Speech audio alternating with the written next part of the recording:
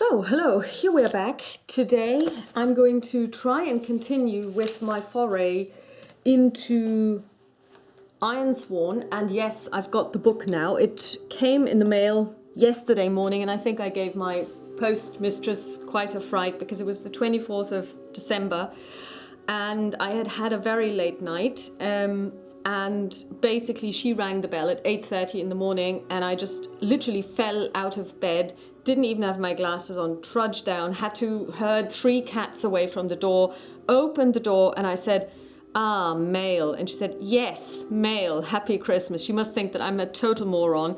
But she had several books for me. Ironsworn is one of them, and the other one was Scarlet Heroes, which I also ordered, which I'm going to talk about in a different video, and some things about Changeling the Lost, which I will also talk about in a different video. So I've now, and I got the hardcover because I like books, and I like hardcover books, and I just want to do a brief leaf through because I don't want to talk about the book or review it because I haven't really used the rules yet, and I don't think I would be able to do a review of the rules other than what I know already, that they are brilliant. But I think it's more interesting to see them in action. But what I would like to point out is the absolute quality of the imagery. These, I mean, I don't know, it says that these are, you know, that he used stock image elements from iStock and Shutterstock, selected icons. I'm like, I have no idea that, I didn't have any idea that you could find this as stock photos. I mean, how awesome is that? These photos, I mean, when I look at these pictures, okay, this one gives me a fright because I'm afraid of deep oceans, and this basically leads to my agoraphobia going wild, I mean, when I look at these pictures, I just want to be her. It's amazing how well this was done. I mean, I want to journey in this land. I want to experience this. I don't want to meet her because she's a fiend, but you know, it's just amazing. I mean, just look at the detail. Okay, spiders.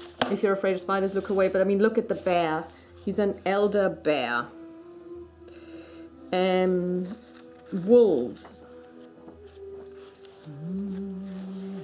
I mean, just look at the imagery. This is just amazing. I just want to go there. I just want to, I mean, look at this. These are ice shards underneath the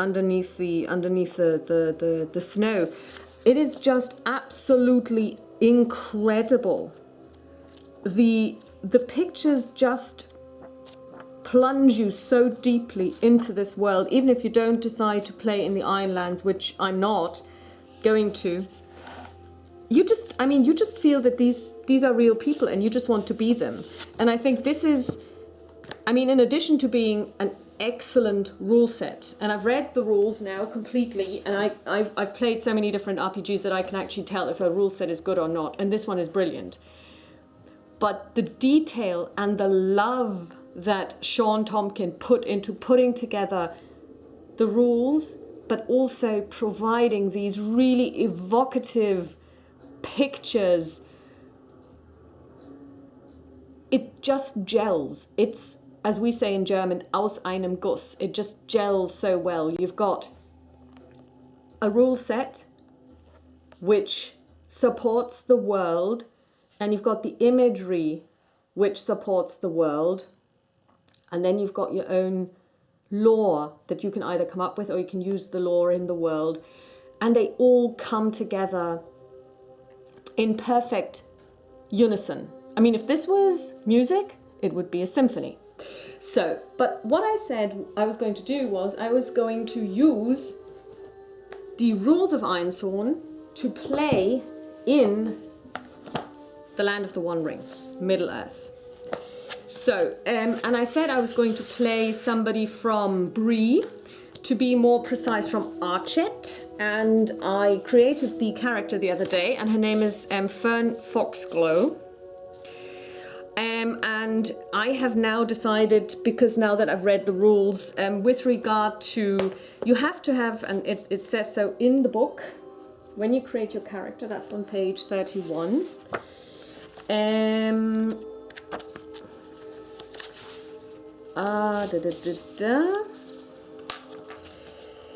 You have to have a background vow.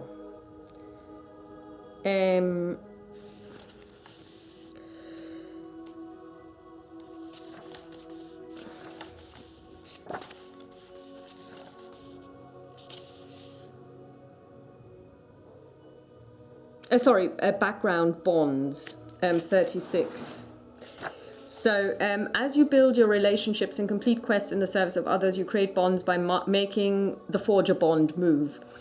You should start your first session with up to 3 background bonds. Make a note of the people or communities you share bonds with and mark up to 3 ticks on your bond progress track. To learn more about your first session and your starting bonds, see page 193, and this is what we're going to do now. So,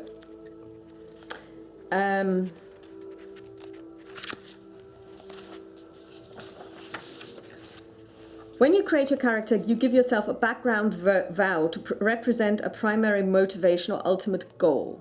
And your background bonds, give yourself up to 3 background bonds. These bonds may be to a community, and this would be Breeland and Archet. You mark 1 bond for your home village. You also envision an NPC, the clan overseer, who's a good and loyal friend. She's one of the few who knows you of your former life as raider, blah, blah, blah. You don't have any ideas for your 3rd bond, so you keep it in reserve. So what we're going to do is we're going to give ourselves 1 bond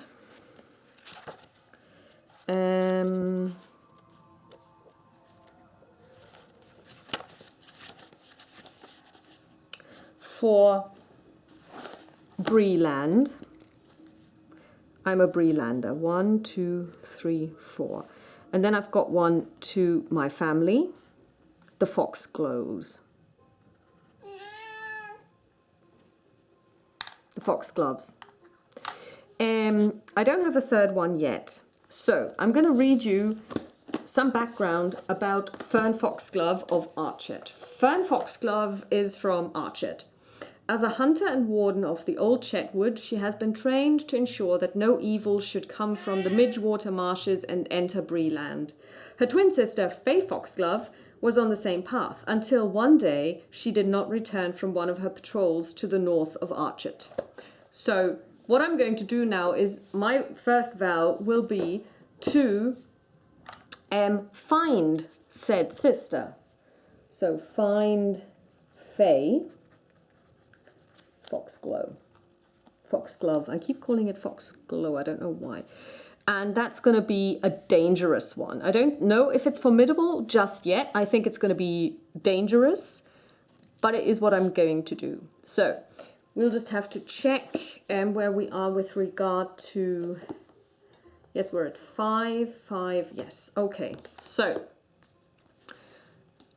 now we need to think about how we want to go about finding our sister. Now, I can't just go off and do my own thing because I've got responsibilities. So what I can do is, when I'm not on guard duty, I can venture out. So for this, we will consult the map. Archet is down here. The Midgewater marshes are up here. And she was somewhere, she was going to go north, you know, like go to the Chetwood, go through the Chetwood, go north. So what I can do is I can say, okay, today is my day off and I want to go and investigate north of home. So let's go back and let's see how we start the first session. So we've written our background vow. And our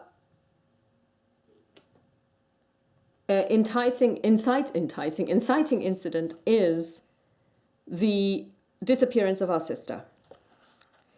And that's really a big problem. So, to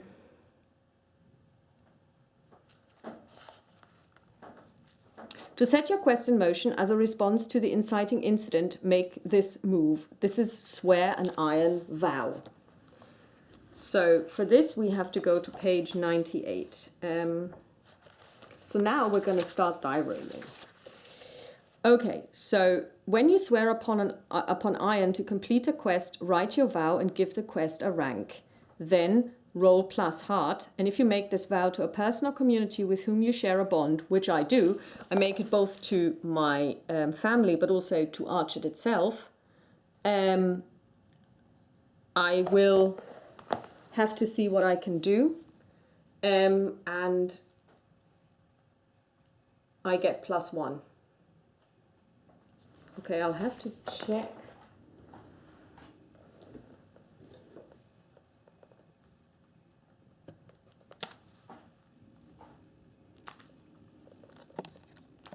Now we need to roll, and we add our heart, which is 2, and we add +1 because we're swearing a vow, an iron vow,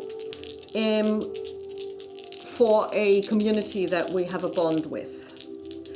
So we have a +4 to our roll, and we roll a 1. So this is so we rolled a 1, so that's 5, and we have 8 and 7. So the thing is, we have missed completely. Now,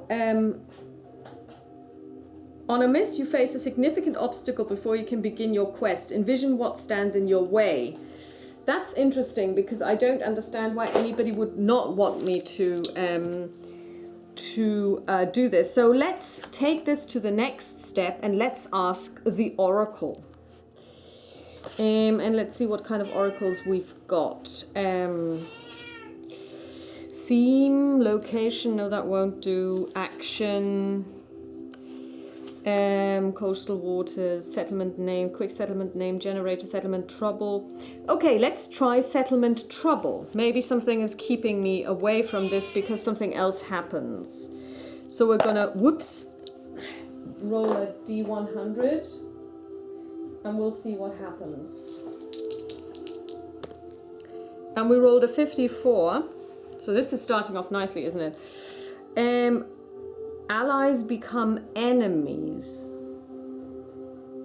Okay, so I cannot actually go on my quest because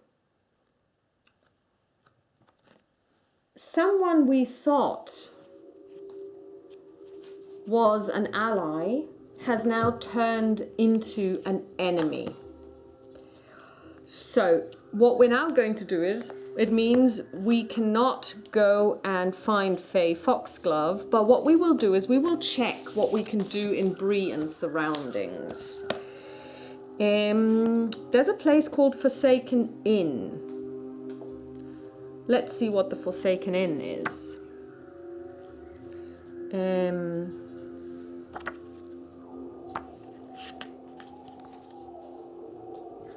Or we could just... Okay, so basically we can't do anything. So what we're going to do is...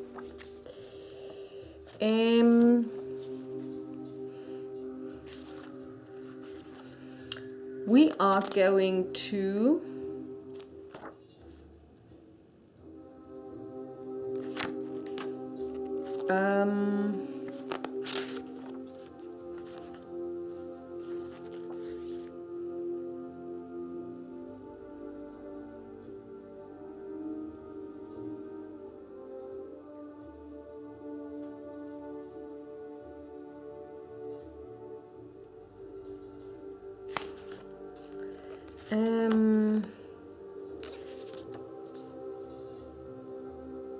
we have heard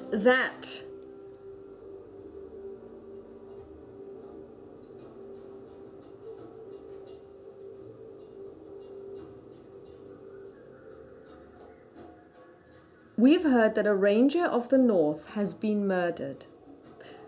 And the problem is that it seems it was somebody who is a member of a group of merchants that come and go between Bree and the Shire on the one hand, but also they go as far as Rivendell. And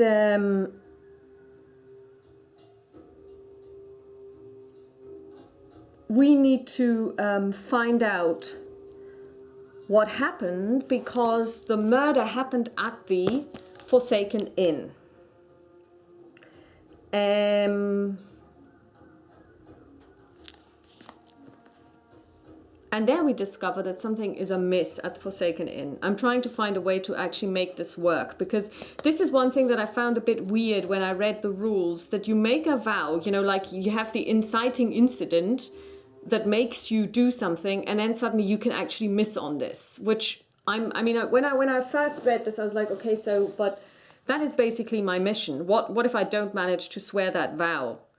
And it has happened. So now we're not going to swear on that one. We're going to go with allies turn into enemies. And we will see what happens. So first of all, we need to do a little bit of traveling. So we go down the road.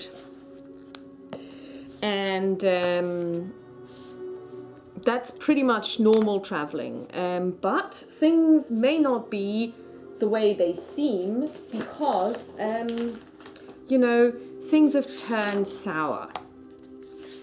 So we will do a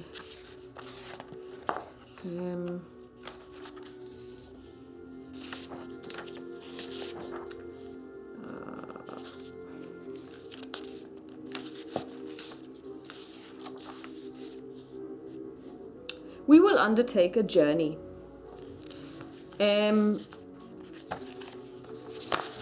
Because I just want to do this. Because it's neither hazardous or we don't know. It could be hazardous, we have no idea. And the journey is going to be probably troublesome. And we will see how we fare. So we take a D10 and another D10. And we roll plus wits. And we're setting off from a community with which we share a bond, so we add +1. Well, that didn't do us so well the last time, but we'll see. So wits is 2 + 1. Okay, oh dear. So we've got a miss again. Because we've got 7, and here we rolled a 7, and here we rolled a 10. On a miss, you are waylaid by a perilous event. Pay the price. Now this is going to be interesting. So we pay the price. Here we are.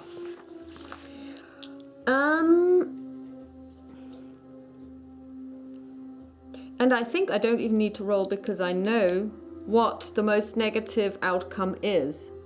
We have been waylaid by someone. And now the question is, who waylays us? And I would say it is somebody who has something to do with the murder. And we will now have an encounter. And this is going to be interesting, because we will have to determine. So basically we have been ambushed. And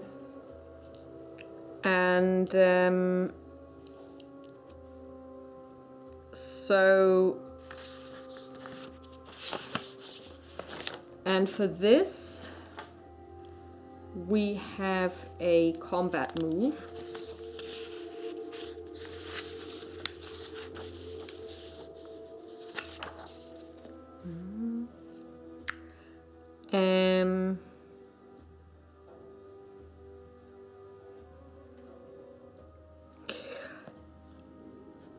When you enter into combat, set the rank of each of your foes. I would say this guy killed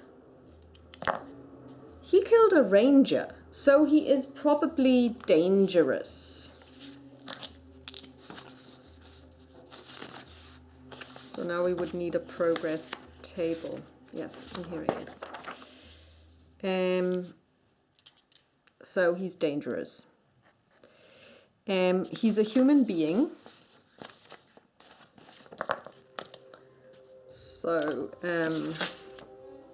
we will have to check.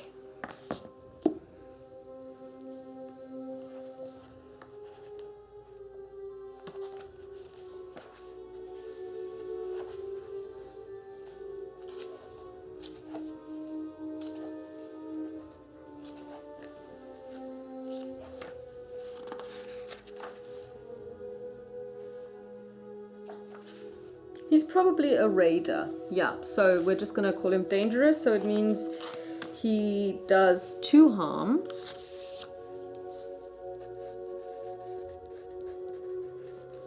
And we get 2 progress when we inflict harm. And he's a raider. Okay, now the problem is that we have been ambushed.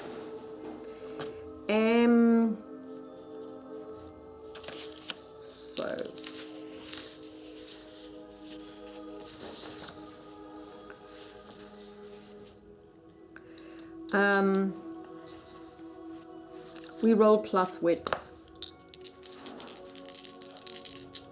Our wits are 2. Okay, so we completely missed, and we also rolled doubles, which means that this is a terrible twist that's going to happen. And I say that the twist is that I break my bow. So I have no weapon that I can use. Okay, this is going terribly.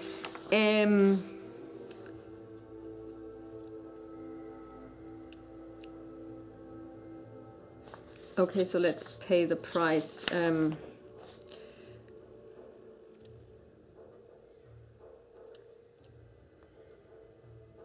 And I would also say it is stressful. And when something is stressful, then we endure stress. When you face mental shock or despair, because I think that is only fair, we roll plus spirit or plus heart, whichever is the higher. Our spirit is 5. And we have 7, and that is a strong, oops, so we have 7 over 1 over 3. So on a strong hit, when you face mental shock or despair, suffer minus spirit equal to your foe's rank. Okay, so first of all we lose 2, so we're now down to 3. So then we still roll 5 over 1 over 3, so that is a strong hit. We shake it off, or we can embrace the darkness. If we shake it off, our spirit is greater than 0. We suffer -1 momentum in exchange for 1 spirit, or we embrace the darkness and we take 1 momentum. And I believe I'm going to take 1 momentum. So our momentum is 3. Because momentum is something that you can burn in certain situations to help you. And I think we need help. Okay, so now we don't have a bow, and we can't bow either. So we have no weapon. He's in control. So we clash. When your foe has the initiative and you fight with them in close quarters, roll plus iron. That's going to be fun.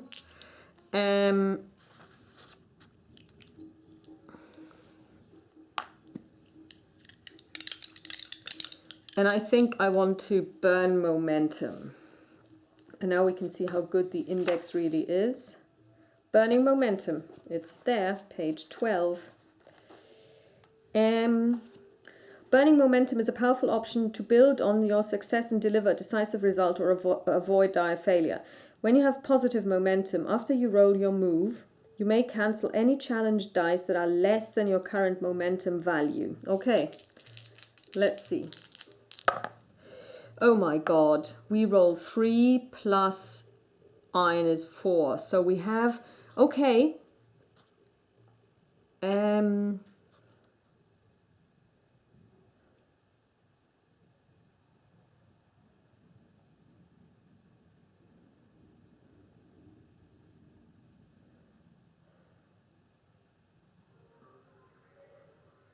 So we have a weak hit because we have 4 over 2, but it's less than 5.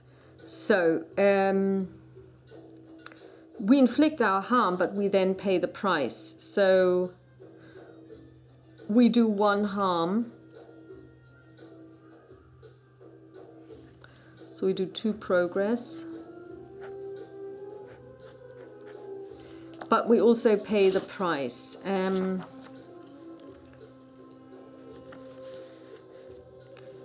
we're going to and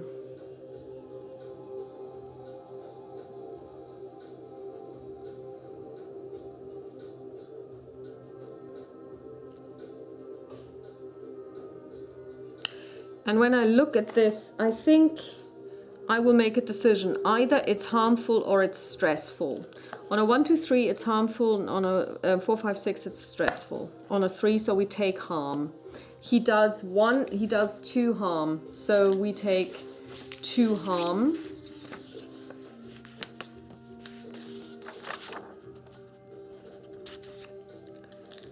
When you face physical damage, suffer minus health equal to your foe's rank or as appropriate to the situation. Okay, so first we reduce our health. Oh, sorry, that was wrong. Our health is now 3. And then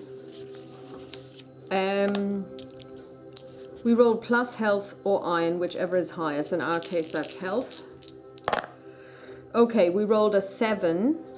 So that's equal to this one, but it's still higher than the 4. So it is a weak hit. We press on. Okay.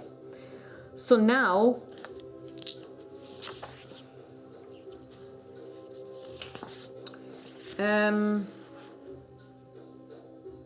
the foe still has initiative because it was a weak success, so we clash again.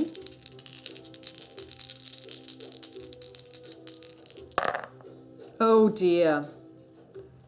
Okay, well, it's a weak hit. We inflict our harm.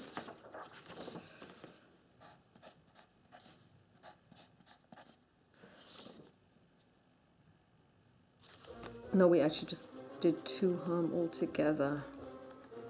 And then we'll see if he stresses us or if we take harm. This time he stresses us. So now our spirit is at 1.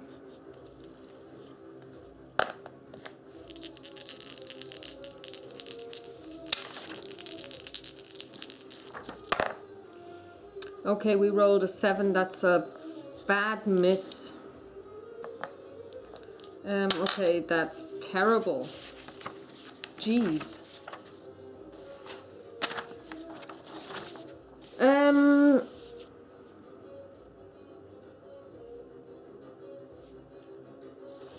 So we lose 1 momentum. Okay. So the dice hate me, clearly.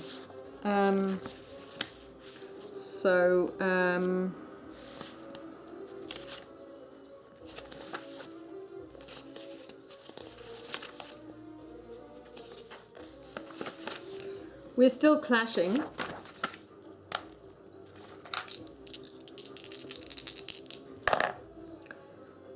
Yeah, that is a weak hit. So we do 1 harm.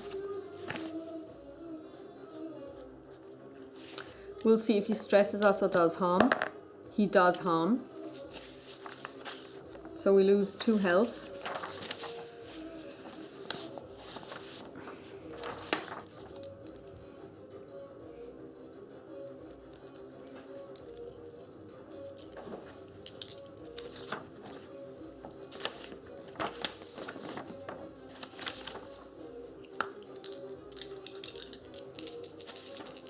So our health is now 1 and our iron is also 1, so it doesn't really matter.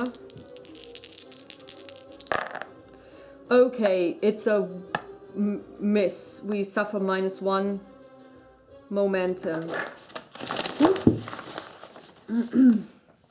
Yeah, so that's terrible. Okay, so we're now at +1 momentum. Okay, we're still clashing. I think I need to run away. There is no way I can do this. There is a way to extract yourself from...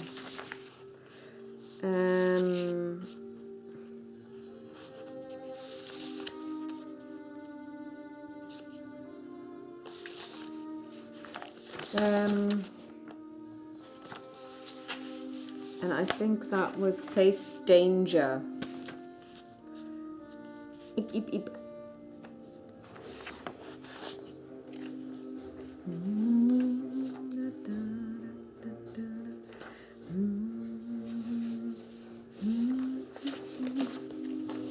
Yeah, okay, face danger.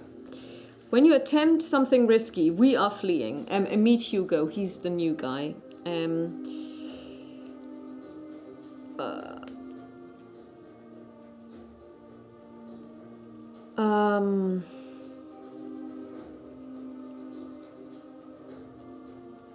I think we're going to try and use agility because we want to run away. So we're going to roll on our edge, which we're quite good at.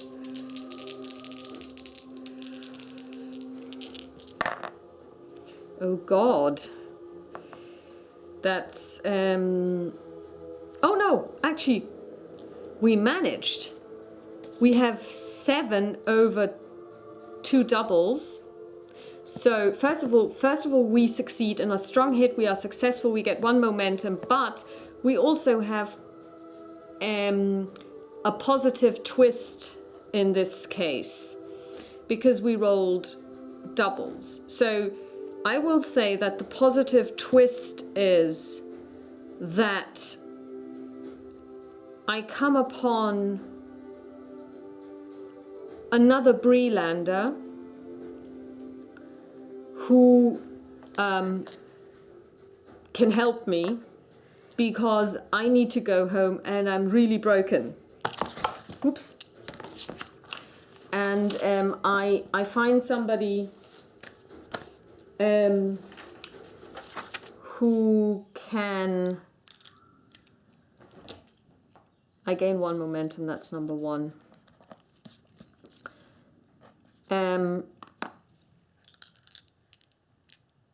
I find someone that can take me home, escort me home, so we don't have to do the home travel.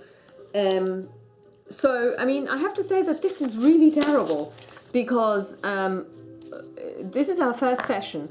We've not managed to follow the vow that we were going to follow because we didn't manage to swear it. And that's something where I think if I had to do this again or the next time I do it, I would say the first vow comes free. You will always succeed at it because that's what sets you in motion. This is what prompts you to go down that road. You know, other subsequent vows, yes, by all means. But the first one is one that you should get. So now we need to go home, and then we will do the last thing for this session. That's the sojourn. Such a nice word.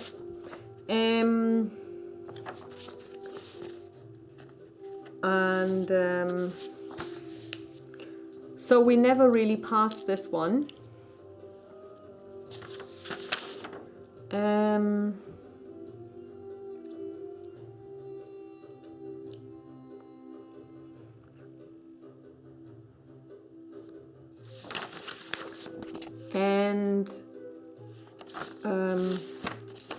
When you spend time in a community seeking assistance, roll plus heart. So yeah, we're going to do this.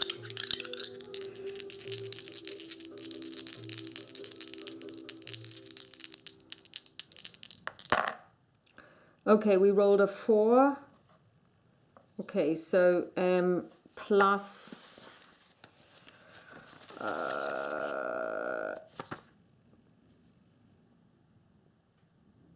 So we rolled a 7, so that's a weak hit. We choose 1. If you share a bond, choose 1 more.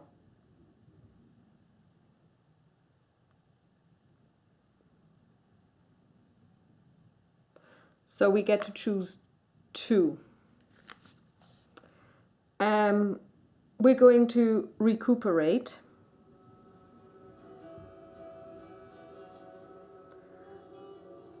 And we're going to take 2 health.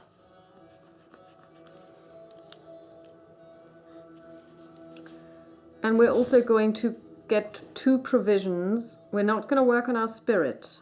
But we get 2 provisions because we can take +2 supply, because obviously I lost my bow, so I have to have it replaced. And so I will just say that with my replaced bow, I'm now down to 4. I'm not fully supplied. And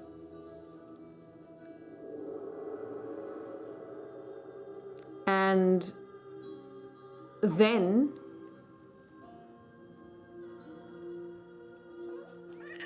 I will have to go and set out on that road again.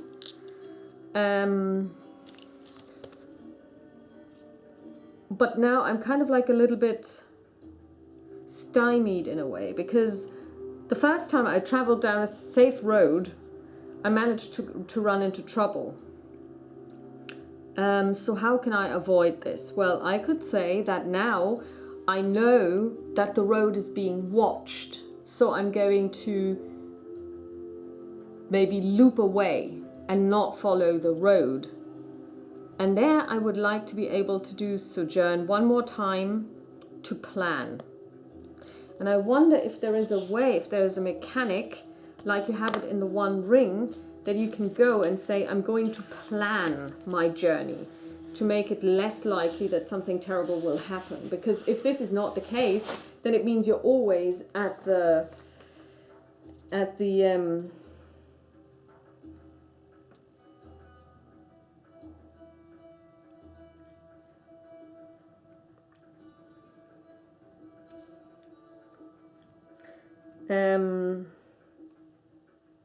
oh yeah, we could secure an advantage.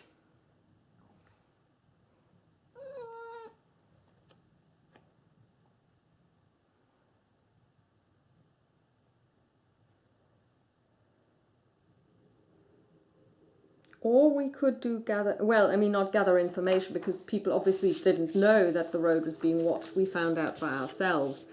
So,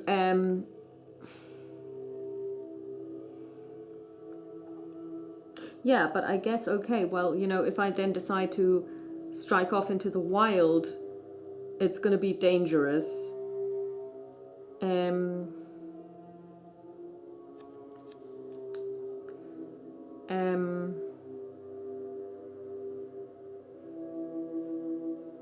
So we'll have to do this again.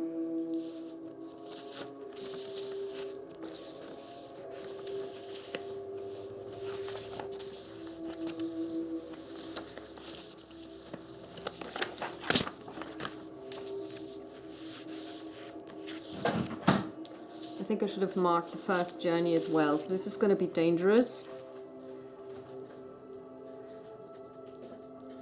To the Forsaken Inn, cross country.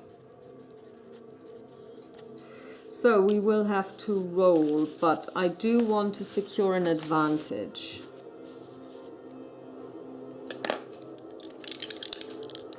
And I'm going to use insight and expertise because I am an outdoors woman. Oh my God, look at this. 9 and 9 and 1. For crying out loud. Terrible plot twist. Yeah, okay. I'm running out of plot twists at this stage. I'll just ignore this roll. I'm sorry about this, but you know, there is, I mean, if you can't do anything, I mean, something has to happen. And this is, I think, where it's a bit difficult if you don't have a DM, because the DM would probably, you know, like ignore this, or, you know, he would, you know, this is something that I find difficult because, you know, you fail your or your assumption, and you fail or your assumptions betray you. Okay, I fail. I can't secure an advantage. So we're gonna undertake a journey, and this time we rolled a 3, and we have a 1, and we have a 5. We get a +1 because we come from an area that we have a bond with, and we get plus wits, and our wits are fairly high, so width is 2, so we are at 6. So 1 and 5. So it's a strong hit.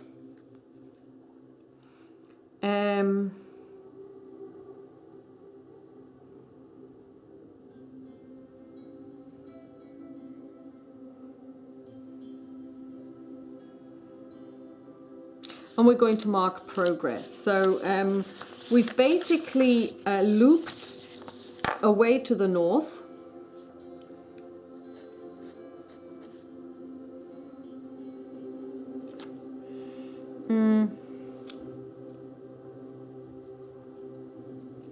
And we mark 2 progress.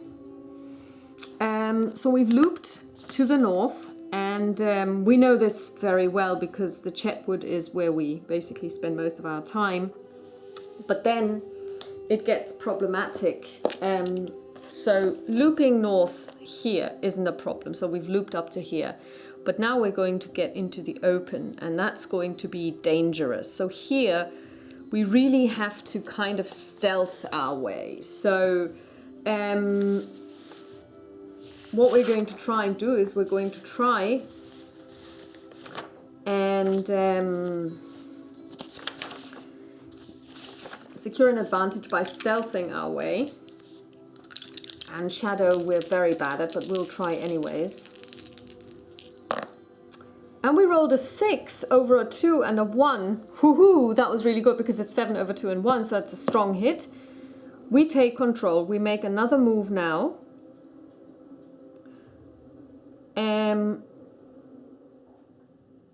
And what we're going to do is we're going to make another move on our Undertaker journey, and we add +1 to it. So we've basically managed to, we're wearing relevant clothing that will hide us from prying eyes, and we will then try and strike south directly towards the inn. And we have a +1 to this roll. And we roll a 6 plus, plus wits. That's an 8. +1 is a 9. So we have a weak hit. We reach a waypoint and mark progress, but we suffer 1 supply. Okay.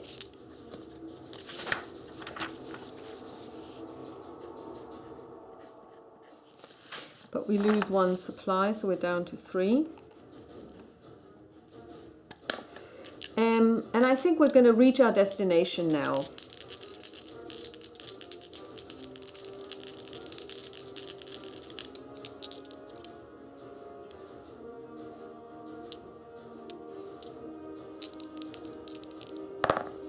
And we have a miss. And it is, you've gone hopelessly astray, your objective is lost to you, you were misled about your destination. If your journey continues, clear all but 1 filled progress and raise the journey's rank by 1. And we also have a plot twist and a -1 too. So first of all, we will, okay, so here's what's happened. We have almost reached the destination, and we can see that the place is full of raiders. We can't go there. We can't investigate the inn at all because it's been overrun. We see people running around with weapons, and now we need to see if they've spotted us. Okay.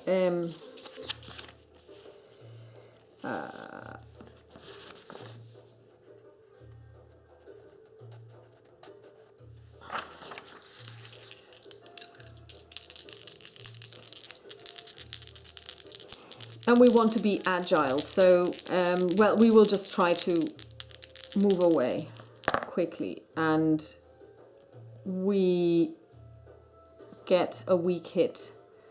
So we succeed, but we face troublesome costs.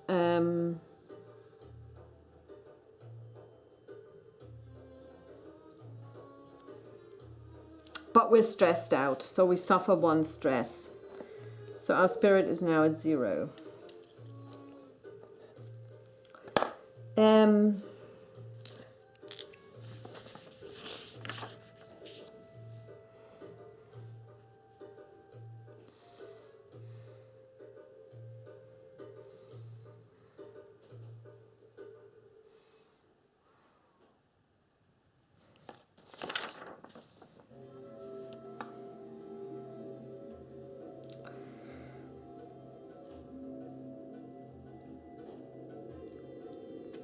Okay, so we're going to return. So we'll have to try and move back, but we're going to take our time.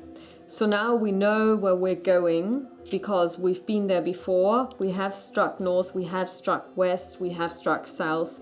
So we're just going to move back, and we will have to tell people in Bree that the people in the inn have truly turned into enemies, and that there is a group of raiders, not a small army, but still, let's say, roll a d10, 4 we saw with weapons. So there are at least 4 heavily armed people, plus the raider that I encountered on the road that I did do some damage to, but you know, so we have a big issue.